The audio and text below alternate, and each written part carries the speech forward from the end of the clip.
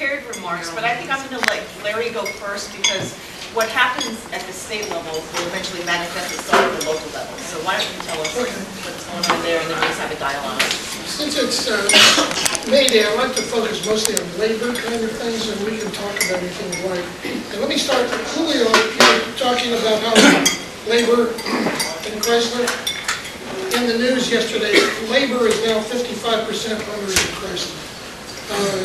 The bankruptcy deal is an arrangement whereby the Labor Healthcare Foundation, which is a device created by Chrysler and UAW to offload all of those retirement costs, healthcare costs, into a foundation that the corporation funded. That foundation, controlled by labor, now owns 55% of Chrysler, and they will have one board member there. Now, whether that turns out to be like United Airlines, where labor paid the money and didn't get to dance, we'll have to wait and see. But as of yesterday and today, Chrysler is now 55% labor. And the picture about Dennis Kucinich, I want to tell you a story. I knew Dennis and used to talk to him in his office in D.C. when Carl and I lived there. He, as you know, was the architect of a thing called the Department of Peace. He thought there ought to be a peace department, and so you can still see on his website, he files a bill every year in every Congress to create a Department of Peace. And I was doing peace games, and I'm a professional peacenik, and so I introduced myself to Dennis, and we started talking regularly.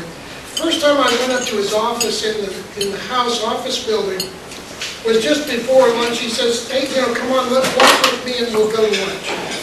And so you go out that particular building, down the basement, through a tunnel, over to the new House office building where the cafeteria is. Now, on the way, no sooner did the two of us get in the hall outside of his office than there was a piece of paper on the floor. Dennis reaches down and picks it up. Tells you what kind of human being he is. I'm not going to be outdone by that, so I pick up the next piece of paper. And so the two of us were human sweepers as we got all the way to the cafeteria and back. But it is a good story about what a good human being Dennis Kucinich is. He actually pays attention to whether or not there's a piece of loose paper in the hall. Nice man. Very bright guy. A couple of things to think about labor that I wanted to stimulate your thinking about. This year, in fact, just in the last couple of months, labor in America made a major turning point. As of sometime in the last couple of months, women are now more than 50% of the workforce in America. So after a long time coming, it shows you a couple of things. The jobs that women tended to have were a little more durable, a little less fireable. But it had a downside in that because women were only making 73 cents or whatever it is, it lowered the average income for working families. Okay? So that was good news with the downside. About women are still not being paid, even though they're now the dominant, the dominant population in the workforce. Very interesting change. And that is one more step toward what's happened over the last at least 20 or 30 years, 25 years. I'm not sure when we would mark it. Certainly, from the mid or late 70s, without a doubt from the beginning of Reagan. But it was both Republican and Democrat president administrations where we began to see the American middle class that had been created after the war, after World War II, coming out of the Depression, having this wonderful middle class where people had 2 cars, a nice house, they had a vacation. The second job was to get the kid to go to school or something. That middle class has been eaten away, and so that we got fewer and fewer people with more and more money at the top, and those at the bottom, had almost nothing. So that over the last 20 years or so, the income of ordinary working families has actually been going down compared to the overall economy because the money has been going to this little cream skimming group at the top. So a major problem for us going into this recession and coming back out the other side is, can we come out of this with a middle class? Or are we coming out of this towards a middle class? And I talked with Frank Chop at the beginning of the session, getting ready to go into this legislative session, about exactly this problem.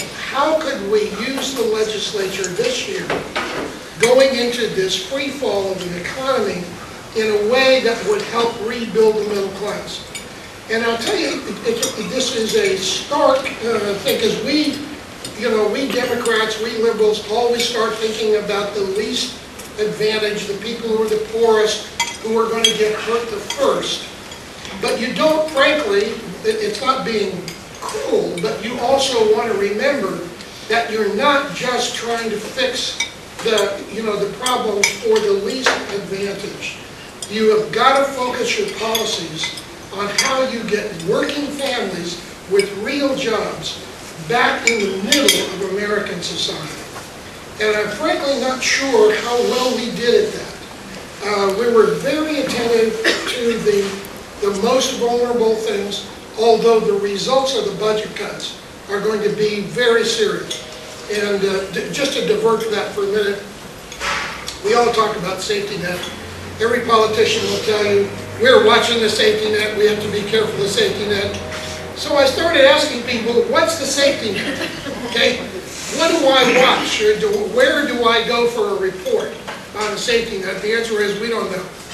So I did get DSHS, now our Department of Social and Health Services, and some other people, our computer budget people, and the caseload forecast people, are now starting to work together to try to figure out what do we watch as the combination of the recession and the budget cuts, which are really going to be serious in health and social services. What's going to happen and what should we be watching? We're not sure. Clearly we watch unemployment, we watch emergency room caseloads. ERs, by the way, in the last couple of days, because of the flu scare, are filling up. You know, the county system that shuttles ambulances to various places has been overloaded. And clearly we're coming back out of that problem. But what we need to do is think about, what is that safety net and what's happening to us? Are we actually going to be able to build a middle class coming out of this? A couple of thoughts for you. One is that labor and labor's friends, I think, need to make sure that we're fighting tomorrow's battles or today's battles, not yesterday's battles. I was actually very disappointed in some of the tactical maneuvering during the legislature. Labor ended up hurting itself in some important ways that were completely unnecessary. And, we need to be thinking about the problems ahead, I think. That's a conversation maybe for someplace else. But what are the kinds of things that you would be thinking about? I met this morning with a nursing home owner here, and he's in a very happy relationship with SEIU 775, the nursing home union. And what SEIU did is form a strategic partnership with the nursing homes, so that when the nursing homes hit the union standards, then the nursing home is unionized. So that both management and labor are on the same side going to the legislature and to the Congress. Now, most jobs come from small businesses. So I'm wondering whether or not there's some way that we can get more and more collaboration between small business owners and labor, so that we grow the number of labor workplaces, we grow the number of people who are in the